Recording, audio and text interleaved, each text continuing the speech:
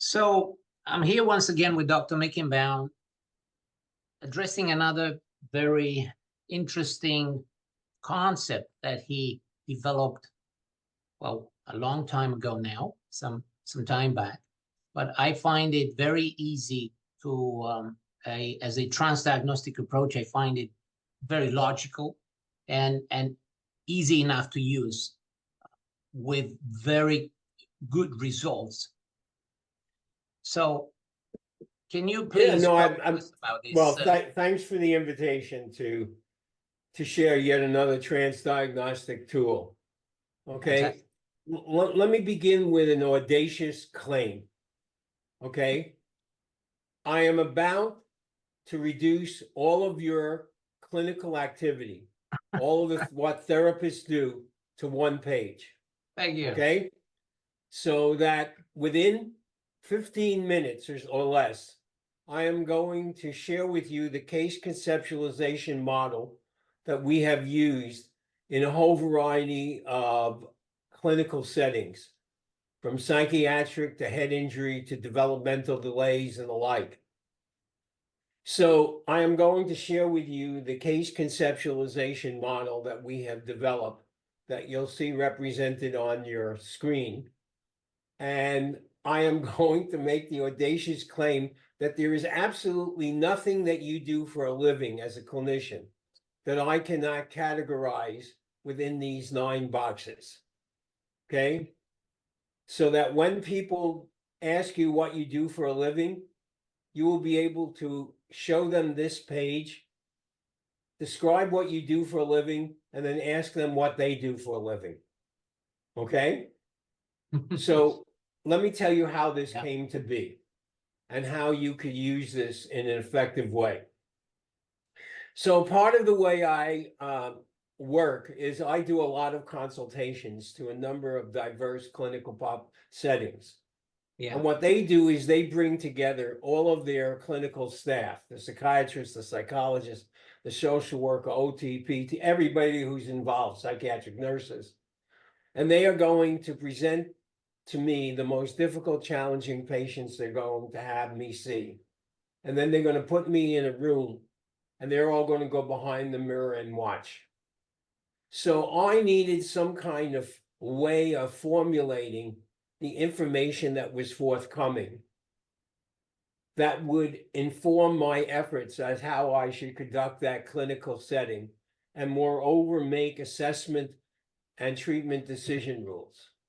So I'm going to walk you through this model, if I may, and highlight how you could use this on a day-to-day basis, not only in terms of working with clients, but in terms of progress notes, communications, treatment planning, and the like.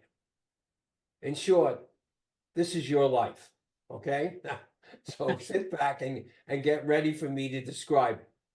So the first box is box 1, and as you can see, this deals with the background information that we ascertain from clients. So each of us have a kind of intake format that we use with clients, and this characterizes what are the kinds of age and gender, even gender identity of the clients that we see. It gets at the nature of their racial, ethnic, and cultural background, which we'll see is an important variable in this kind of risk and protective factors model. It may look at the living circumstances, the insurance arrangements, and a whole bunch of other kind of background information that you ascertain regularly. Also, box 1 ascertains 1B, and that is, how did the client come to see you now? Is the client mandated, or are they coming of their own volition? Does the client see that there's a discrepancy between the way things are in their lives and how they would like them to be? If clients do not see that they have a particular problem that's worthy of some kind of intervention or treatment, that would be the occasion for me as a therapist to do motivational interviewing in order to have them to see the discrepancy between how things are and how they might like them to be. I would avoid argumentation, but I would also go through the other motivational interviewing efforts. So 1B is he's starting to establish the nature of the therapeutic alliance, which we'll see is the glue that keeps all this together. We can then now move down to box 2 and ascertain what is the nature of the presenting problem? What is it that's getting people into the therapy process at this moment in time? And therefore, I could do a behavioral analytic analysis of looking at both the developmental pattern of their presenting problems, and looking at its onset, its intensity, frequency, duration, the other kinds of variables that we look at. And moreover, we need to look at 1B, which is the nature of the functional impact of this. A lot of people have symptomatology, but the key question is, how does it interfere with their daily functioning, with their quality of life? I need to ascertain whether it undermines their role responsibilities, their ability to achieve various kinds of personal, work-related, and social relationships and the like. So 1B is in some sense the nature of where we're going. That will have very important implications for my ascertaining whether the client not only has to deal with, say, their substance abuse, but what are the other kinds of quality of life issues that may require wraparound services. Box 3 is a critical feature. In about 75 to 80% of the cases, the clients we see have more than one disorder. So there's a high incidence of co-occurrence or comorbidity here. And if you go back to the old DSM model, they have other axis 1 kind of co-occurring disorders. They may have personological disorders in terms of antisocial or borderline personalized features that need to be addressed.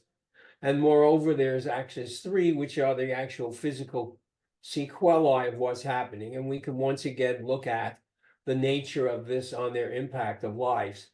It also behooves us to note, in a kind of use of what I call timelines, the sequence by which these various comorbid disorders occur.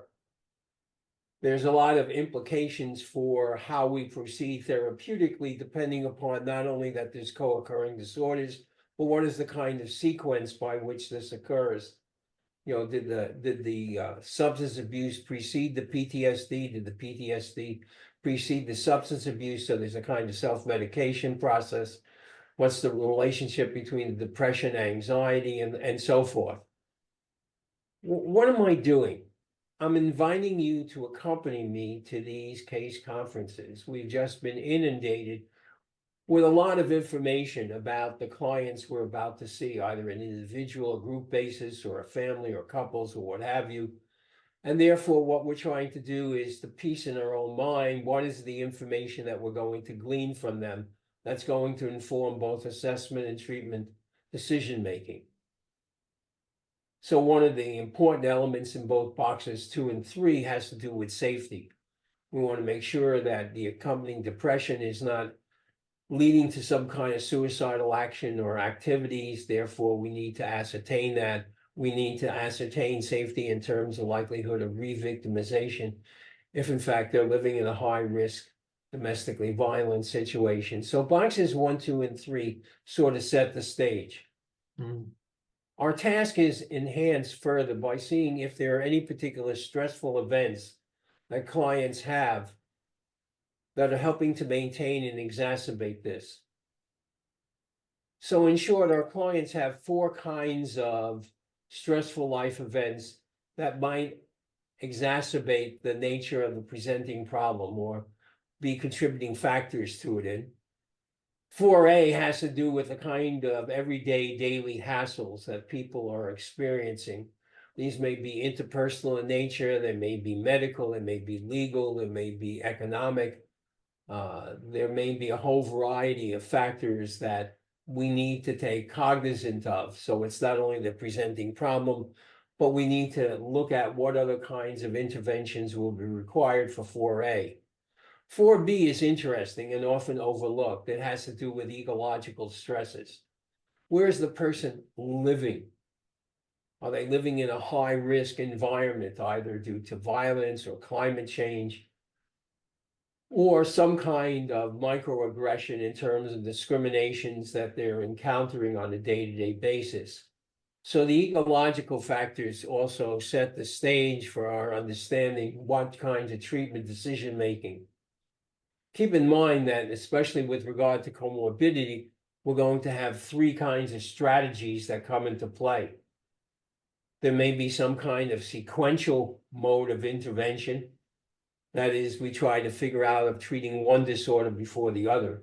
We go to 12-step and then we'll deal with the trauma. Or there may be parallel interventions.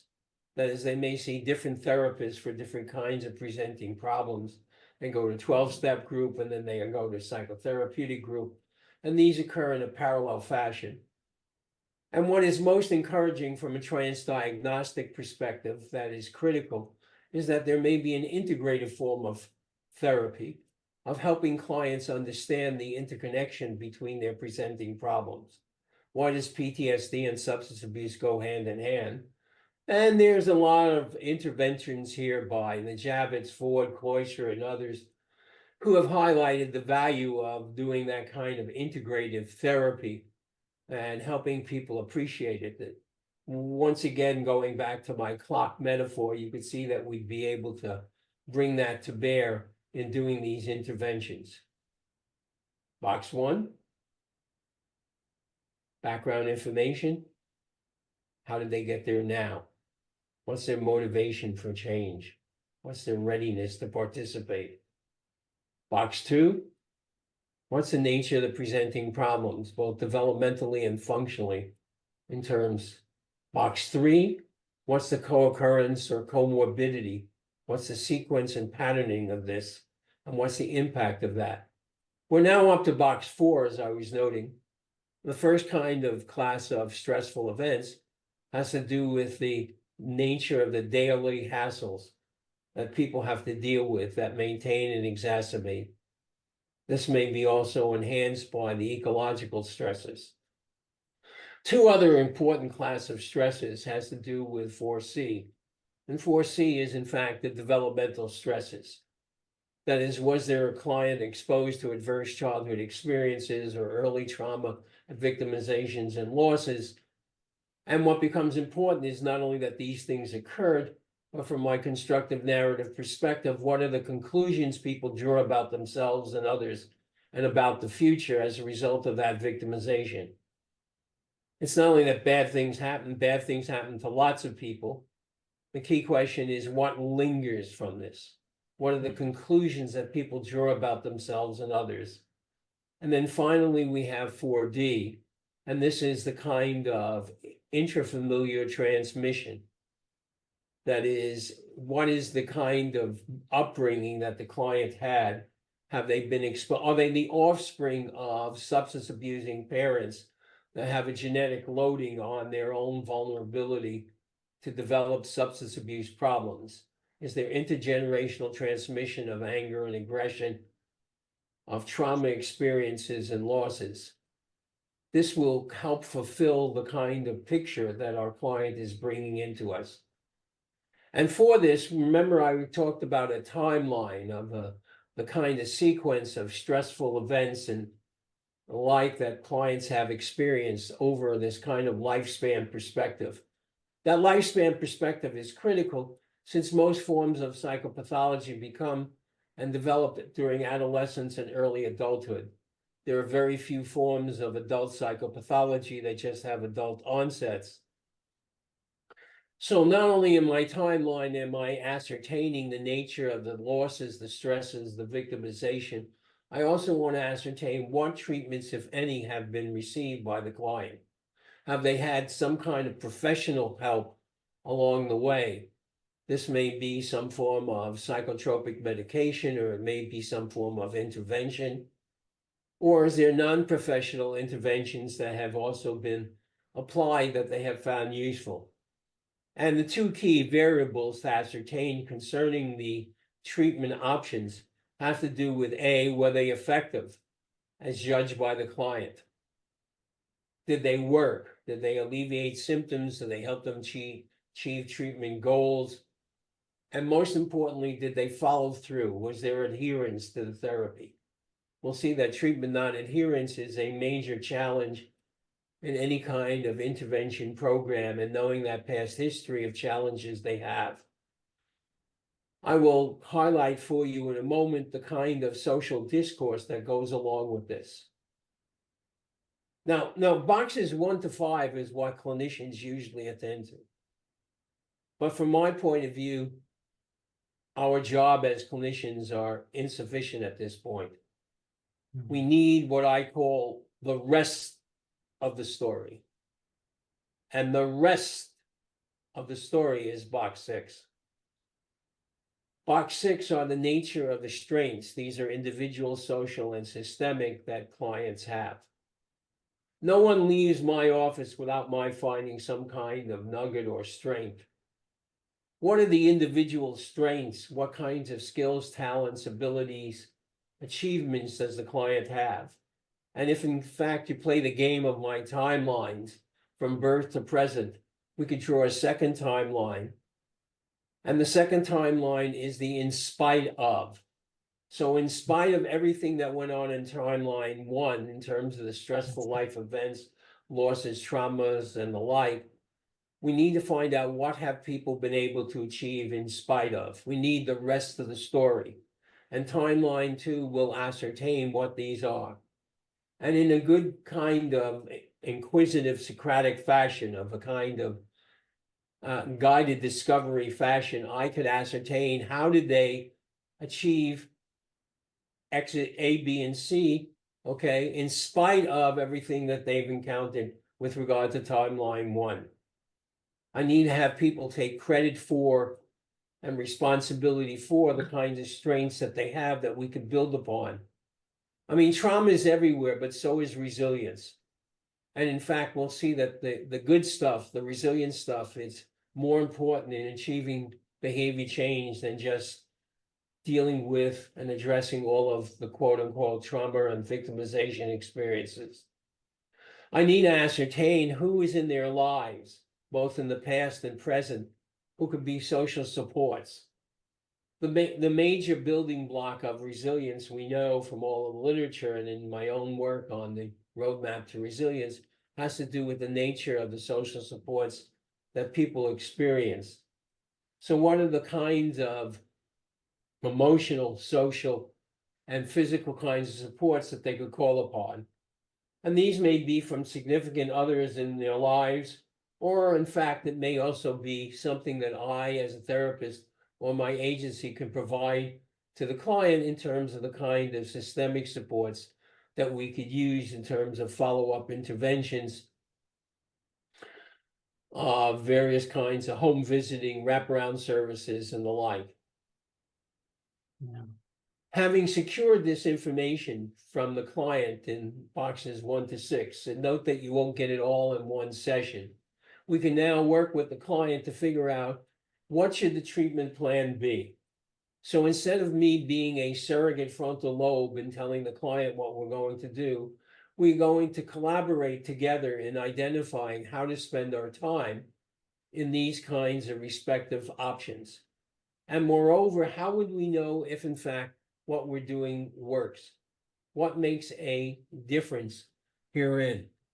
So I can now do a kind of summary of both the risk factors as well as the kind of protective factors, the in spite of behaviors. And I could collaborate with the client and say, let me see if I understand. What brings you here, Dawn, is, and seems to be particularly bad when, and the impact of this on a day-to-day basis is, that's all box 2. And then I can say to the client, in addition, and every time you hear me say to the client the word in addition, you now know that I'm working on box 3 of co-occurrence. And I can then go on and say to the client in an engaging fashion that these kinds of difficulties and challenges that they have seem to be maintained and made worse by. And as soon as you hear me say that to the client, you now know that I'm down to box 4 and looking at the variety of current and past stressful events that are maintaining. And for this, you receive what kinds of treatment, Don? And it seemed to work as evident by, but you had difficulty following through with, and in spite of, and every time you hear me say in spite of, you now know I'm working box 6. And of these different areas, Don, where should we begin? So once again, I'm having the client as a collaborator, formulate a treatment plan. And moreover, I could ascertain from the client, Don, let me ask you something a bit different. How would we know if what we're working on is working? What would we see change? What would other people notice? And this is going to be the basis of collaborative goal setting. And in fact, we know that collaborative goal setting nurtures hope, which is an important ingredient for the therapeutic process. But my job is not done. I need to be a realist as a therapist. And what does a realist mean? Is that you need to focus in on box 9. Box 9 is a consideration of all the reasons why people are not going to follow through with the treatment plan. These are the kinds of barriers and obstacles that are going to undermine the effectiveness of the therapy. And there are 3 kinds of barriers, box 9 events, that we need to address. There are individual, social, and systemic kinds of barriers that we need to address therapeutically. We're not going to go for box 9 too early. We need to nurture hope before we look into all the reasons why none of this is going to work. So there may be individual kinds of barriers that people have. They may have had a history of failures and interventions and feel that there's no hope and that they're beyond any kind of useful, meaningful changes in their lives. There may be levels of psychopathology that we have not addressed. There may be head injury or level of psychotic or other kinds of symptomatology that are going to undermine this. There may be some kind of developmental delays that are masking the kind of challenges that are going on here. There may be a paralysis of will, or there may be social barriers. These are enablers in the person's life. There may be codependent significant others. There may be people who are undermining the kind of difficulty due to the final family dynamics that are there. And then finally, there are barriers that are practical in nature that we need to address with our client. There may be long waiting lists, there may be no transportation, there may be no babysitting, or there may be no opportunity to get off work. And most importantly, there may be no one in the clinic who is of the same racial or cultural group. Your clinic may not be as supportive and sympathetic towards gay and lesbian therapy clients as warranted. What have I done? I have put before you for your consideration ways in which we could take all the information that has been forthcoming at that case conceptualization model. And I'm going into the client with these boxes in my head. Now, here's a number of ways that you could play this game. The next time you go back to the clinic,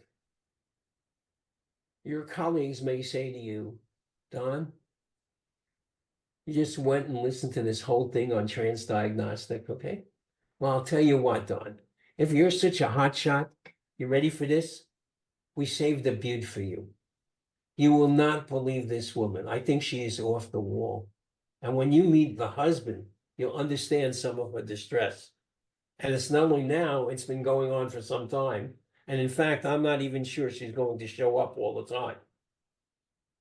And you say to your colleague, excuse me, this is a challenging patient, and you seem to be jumping from box to box.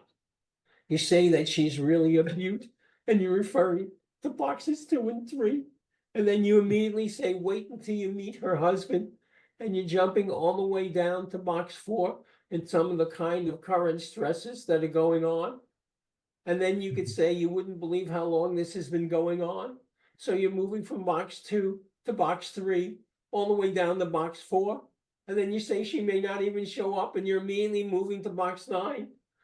I think you better listen to the lecture so that you can organize these cases in a more organized fashion, okay? Not only that, the next time you go to a case conference, take this sheet out. Because in all the settings that I consult at, we have now trained clinicians on how to present cases. And they present these cases in this kind of organized fashion. And no one can come to the table and present the case unless they also bring in box 6. If you cannot bring in the rest of the story, if you cannot bring in some sense of the sense of resilience and hopefulness. You know, I've worked as a cognitive behavior therapist for a long time, and I've often wondered, what is it about cognitive behavior therapy that makes it work? And my tongue-in-cheek answer is, I think cognitive behavior therapy works mainly because it helps to prevent depression in psychotherapists. So if you're getting depressed on the job, it's because you have embraced the wrong perspective, okay? There is no one who's going to leave my office that if I can't experience some sense of hope on myself and on the part of the therapist, client experience it, it's not worth it. Amen to that. Here's the last challenge for you. The next time you see a client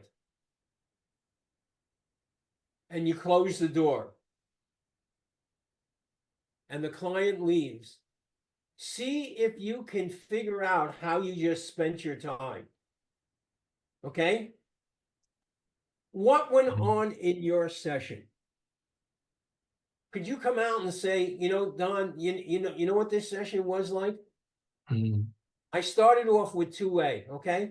We looked at 2A in terms of the presenting problem. So I did 2A, 2B. And then afterwards, my probing was on box 3, okay? Yeah. So I was a 2A, 2B, okay? 3A guy, okay? Not only that, you ready for this? I then immediately went for 6B. So my session was 2A, 2B, 3A, 6B. That's my session. Not only that, I'm a realist and immediately went for 9C. I want to increase the likelihood that they're coming back. So this was a 2A, 2B, 3A, 6B, 9C session. Yeah. Remember my audacious claim. There is nothing that you do for a living that I cannot code. This is your life, okay? So I consulted for a substance abuse center in Ontario, Canada. And they had clinics all over across the country.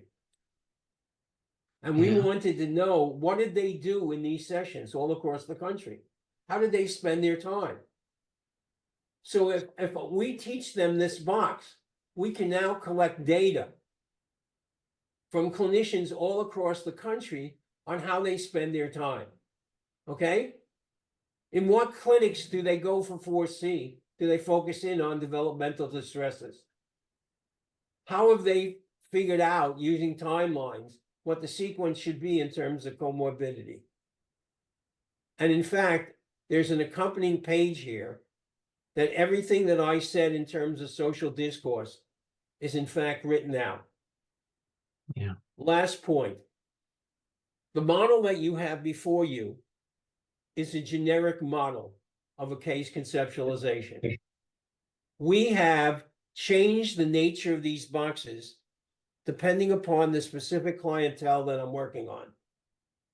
So for instance, when I work with head injury, we have some other kinds of boxes. We have a box that gives us the information about the nature of the head injury, in terms of neuropsychological assessment, in terms of Glasgow-Coma scores, in terms of post-traumatic amnesia. We even have a box about what the head was like beforehand. Yeah. Okay. And here's an interesting thing. If I'm working with head injury and I want to make a prognostic statement about what their future will be like, it turns out that box 9 is one of the most important boxes. So if the head injured person has a lawyer and compensation issues, their prognosis is particularly poor. So in some sense, you can look upon these boxes as part of a differential multiple regression equation, where each box is a separate beta weight in predicting differential outcomes. without getting too statistical, we could collect data. For example, when we work with veterans, it turns out that one of the most important boxes is homecoming stress. So we Yeah. can actually identify for a different diagnostic group the relative significance of respective boxes in contributing to change. Mhm. So in our work with substance abuse, if you look at our boxes, one of the major problems is that in 75% of the cases, there's relapse. So the nature of the supportive environment and the ability to cope with lapses turns out to be a critical box. So this is a valuable tool, especially if you're doing transdiagnostic work, because it will underscore for you which particular arenas are most valuable. Yeah. Last I've- point. Paul Meehl, the very prominent clinical psychologist, who I grew up reading everything he wrote a paper on why he never attends a case conference. Mhm. Okay. He wrote a paper saying, I will never attend a case conference. I wish he was alive today to see if the case conferences that we use these boxes is worth attending. Thank you for your interest.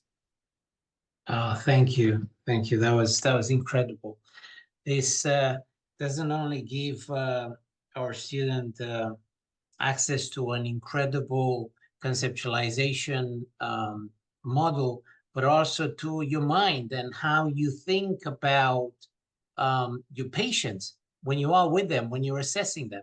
This is amazing for several reasons. This tool doesn't just cover simplistically what we, it's very comprehensive and it looks at everything, doesn't leave a stone unturned.